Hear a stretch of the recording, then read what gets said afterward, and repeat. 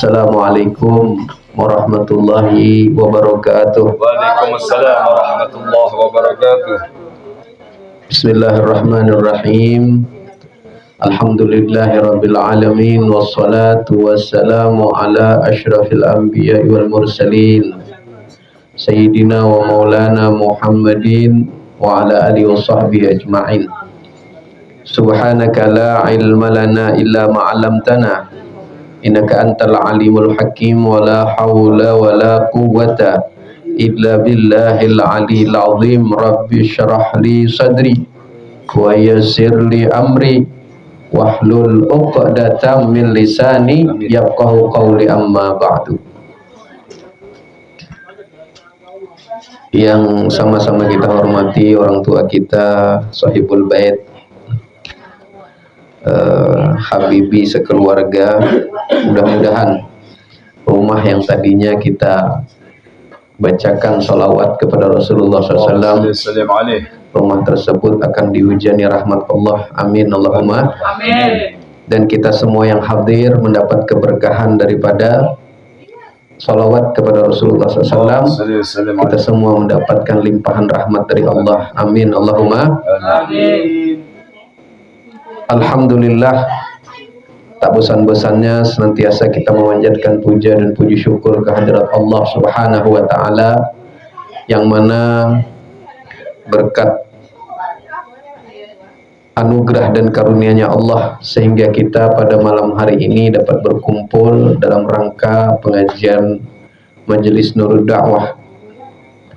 Salawat dan salam juga tak henti-hentinya kita haturkan keharibaan baginda kita Nabi besar Muhammad sallallahu alaihi wasallam dengan sekurang-kurangnya ucapan Allahumma salli ala sayyidina Muhammad wa ala alihi washabbihi ajma'in. Hadirin wal hadirat jemaah pengajian Majelis Nurul Dakwah yang dimuliakan Allah.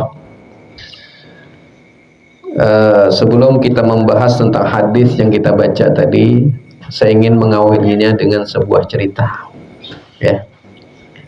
Dikisahkan dulu oleh seorang ulama yang luar biasa, yang terkenal di Indonesia ini, ya. Bahkan beliau adalah salah satu pencetus daripada Majelis Ulama Indonesia, yaitu Buya Hamka. Saya mendapatkan kisah ini di buku beliau, namanya Lembaga Budi, ya.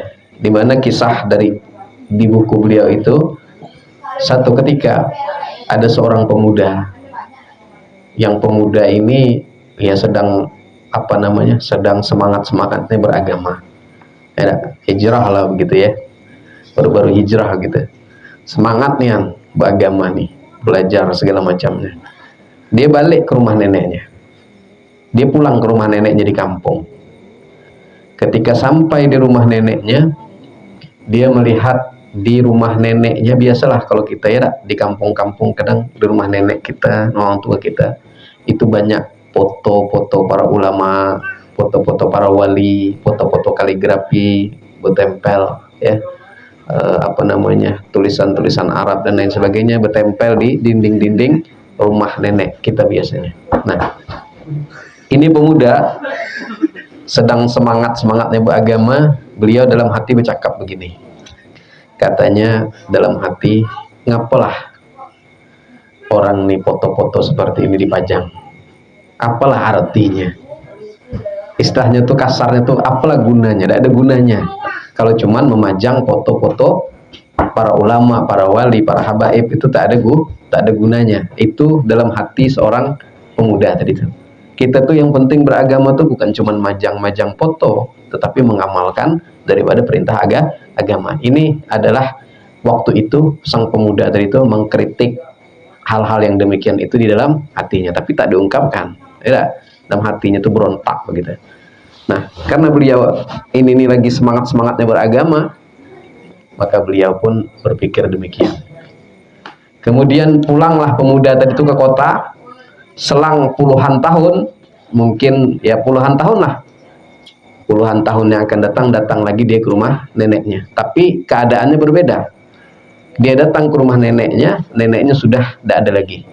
Neneknya sudah meninggal. Nenek yang laki-laki kakeknya, nenek perempuannya juga sudah meninggal. Nah, datanglah dia ke rumah neneknya tadi itu, yang sekarang rumah itu dihuni oleh mungkin busunya kalau bahasa kita sini ya. Anak dari neneknya atau adik dari orang tuanya yang paling bungsu yang mendiami rumah tersebut. Nah, pas dia masuk ke dalam rumah, tiba-tiba yang dia lihat pemandangannya beda lagi. Ya, waktu neneknya dulu ada, pemandangan di rumahnya itu foto-foto ulama, foto wali, kaligrafi Arab, tulisan-tulisan Allah, Nabi Muhammad. Ketika dia datang yang kedua, neneknya sudah ada lagi dan rumah itu didiami oleh aciknya atau busunya, berubah. Foto-foto ulama tadi itu berganti dengan foto-foto artis. Foto-foto ulama wali tadi berganti dengan foto sepak bola. Ya, pemain sepak bola. Ya, yang kaligrafi tadi diturunkan, diganti dengan gambar-gambar pemandangan. Ya, maka tidak ada lagi foto aulia, tak ada lagi foto ulama, tak ada lagi foto habib, tak ada lagi foto kaligrafi bertempel di dinding. Foto ulama diganti sama foto artis, foto aulia diganti sama pemain bola, dan kaligrafi berganti dengan gambar pemandangan. Lalu ketika beliau masuk ke dalam rumah, baru tersadar yang pemuda tadi itu. Baru pemuda tadi tersadar apa dalam hatinya pula bercakap. Apa kata dia?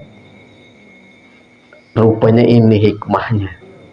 Ini hikmahnya nenek aku dulu masang foto-foto aulia, kaligrafi dan lain sebagainya. Ternyata itu semua bisa pudar, itu semua bisa hilang, itu semua bisa berkikis, bahkan hilang sama sekali. Ya. Nah, apa pelajaran daripada cerita ini? Ya, bahwa agama Islam itu adalah agama yang berupa simbol. Simbol itu ada atribut. Atribut itu apa? Khas orang Islam. Ciri khas orang Islam macam mana?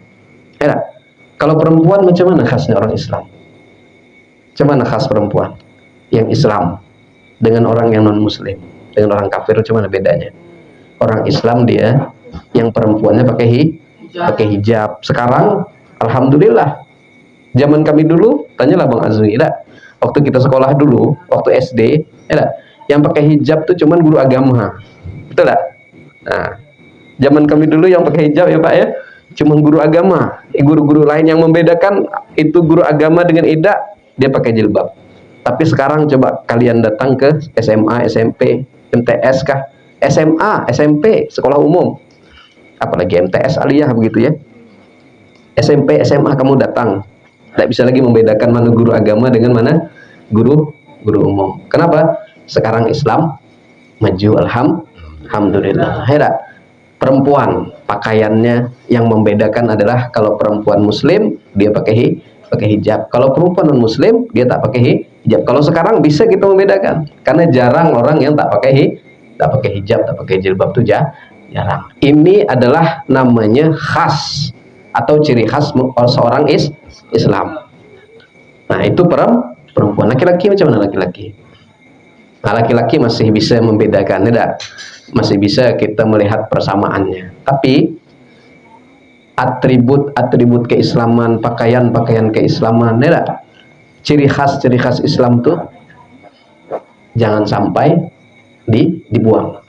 Kita ini Islam yang sempurna, yang kafah itu adalah batinnya, akhlaknya, tidak? Adabnya Islam, betul? Tidak? Ada kan orang bilang begini, Islam itu bukan di pakaian, Islam itu daripada akhlaknya, macam mana adabnya, macam mana akhlaknya, itu Islam.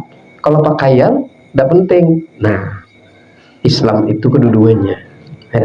Islam itu zahir wal batin. Batinnya Islam, bagaimana? Akhlaknya terpuji, hatinya baik, tidak sombong, tidak dengki, itu batin. Islam itu macam mana? Islam zahirnya adalah busananya berbeda. Perempuan berbeda. Laki-laki macam mana? Laki-laki berbeda. Ya, anak majelis taklim lah yang memang betul-betul menampakkan daripada zahir wal batin. Zahirnya dia tampakkan dengan pakaian Islami, pakai koko, ya. pakai songkok, pakai baju koko, pakai sarung. Nah, ini menampakkan bahwa dia seorang muslim yang sempurna, zahir wal batin. Kalau persoalan hatinya, dia sombong, dia dengki, dia iri, itu bukan urusan kita. Itu urusan dia dengan Allah. Kita tidak boleh menghukumi orang sombong kau nih. Ya, walaupun gayanya lagaknya sombong ya, walaupun dia berjalan petenteng macam gini lah, dagunya ngangkat macam gini walaupun seperti itu, kita tidak bisa 100% bilang dia itu sombong, karena hatinya bisa tidak kita nilai. Tidak bisa. Yang menilai hati seseorang itu Allah. Kita hanya cuma bisa melihat ciri-cirinya. Orang sombong tuh cirinya begini, ya. Tapi apakah dia 100% orang yang sombong? Tidak bisa. Orang dengki bisa tidak kita? Tidak bisa kita. Tidak bisa menghukumi orang tuh dengki, itu tidak bisa. Kenapa? Karena wilayah penilaian hati itu adalah wilayah penilaian Allah. Kita hanya bisa menghukumi apa? Menghukumi daripada zahir yang tampak. Kalau orang tuh melakukan zina, ketangkapan orang, itu tampak dah tuh. Nampak, bisa dihukumi. Ya. Kalau itu orang tuh melakukan misalnya mencuri motor, ketengokan di CCTV, ya, ketahuan orangnya, tampak dah tuh. Tapi kalau orang tuh sombong, bisa dah kita nengok dengan CCTV? Tidak bisa. Itu perkara batin. Maka kita tak boleh menghukumi manusia ini, tak boleh menghukumi orang tuh di batinnya. Adapun kalau kita belajar tasawuf, jangan sombong, jangan dengki, jangan iri hati, jangan ujub, jangan takabur. Kita kan belajar tasawuf, belajar tentang batin. Kenapa belajar itu? Itu kalau belajar itu bukan untuk nunjuk ke orang. Ya, jangan kita belajar tentang dengki sekali keluar, dia ini dengki nih, dia dengki nih. Jangan. Kita belajar itu untuk diri kita. Untuk diri kita. Pas kita belajar, aku nih rupanya ada penyakit sombong. Kita yang tahu, oh aku nih sombong rupanya gini nih. Aku nih dengki rupanya gini nih. Nah, itu. Nah, jadi persoalan batin itu wilayahnya Allah yang menghukumi. Persoalan zahir kita yang menghukumi. Kita bisa nampak. Nah, maka agama Islam itu zahir wal batin. Zahirnya sempurna, batinnya juga sempurna. Zahirnya rapi, bagus. Kayak Bang Azmi, dia pakai jas, pakai koko. Nah, ini merupakan zahir, menampakkan bahwa dia seorang penuntut ilmu di majelis taklim. Begitu juga perempuan, dia pakai pakaian yang longgar. Kalau pergi pakaian pengajian misalnya tak ada pakai jilbab misalnya, kan ini dipertanyakan nih. Nah, inilah agama kita.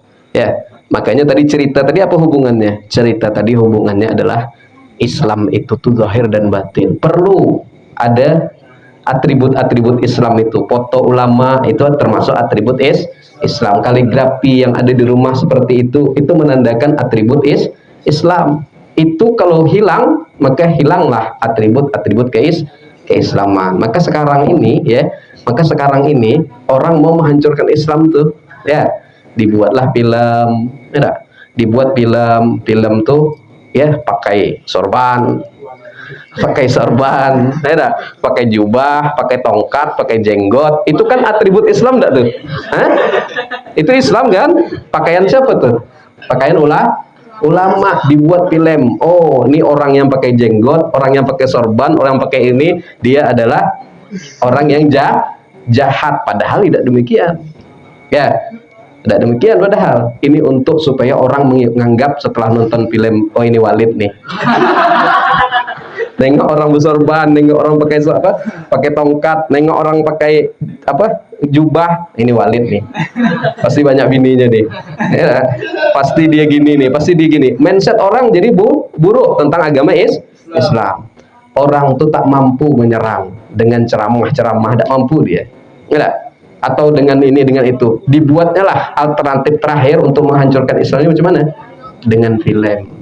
Supaya orang-orang, oh, kita ini kan cepat pengaruh dengan film daripada ceramah, betul tak? Ingat tak dulu? Kami waktu kecil-kecil dulu lagi demam-demamnya film Hongkong. Film Hongkong itu kan bergeng-geng, ya tak? Ada geng bawa kapak ini. Orang tungkal nih di mana? Gang ini ada gengnya, gang ini ada gengnya, gang ini ada gengnya, ada kepala gengnya.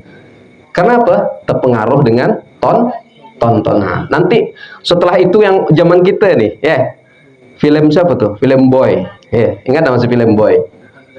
Bukan film Boy yang itu, yang main-main motor tuh. Ya, semua orang tungkal ngetrek-ngetrek. Anak-anak muda, ngeng katanya juga. Ya, kenapa? Nonton film, ya. Ustaz perhatikan tuh, orang nih pasti nih ikut-ikut film Boy ini, ya. Ngetrek bawa motor ngangkat, padahal beli minyaknya patungan bensinnya lah. Nah, beli bensin bertiga patungan lah. Nah, ngikuti orang yang di TV ya. Kita mudah terpengaruh dengan tontonan, jadi jangan ikut-ikutan. Anak majelis yang demam K-pop terus ikut-ikutan ya. Yang apa namanya tuh, yang opa-opa jangan ikut-ikutan ya. Anak majelis tuh cocok macam gitu ya. Anak majelis itu idolanya adalah orang-orang soleh, idolanya Nabi Muhammad. Nah, tadi kita baca hadis ya. Baca hadis. Bada al-Islam ghoriban, kata Rasulullah SAW. Islam itu asing. Islam itu dulunya asing. Waktu pertama kali datang ya, di Mekah itu asing.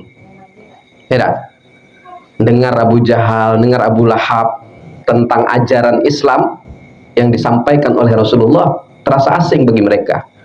Ya. Makanya ketika di satu negara, di satu wilayah, di situ terbiasa orang melakukan kesalahan, ketika masuk sebuah kebenaran atau kebaikan, maka terasa asing. Padahal ini kebenaran. Nah, begitu juga di zaman Rasulullah dulu. Ya. Rasulullah masuk ke orang-orang jahiliyah, ke orang-orang kafir. Waktu itu orang kafir sibuk menyembah berhala, Lata, Uzza, Hubal dan lain-lain sebagainya. Datang Rasulullah. Apa kata Rasulullah? Tuhan kita bukan itu.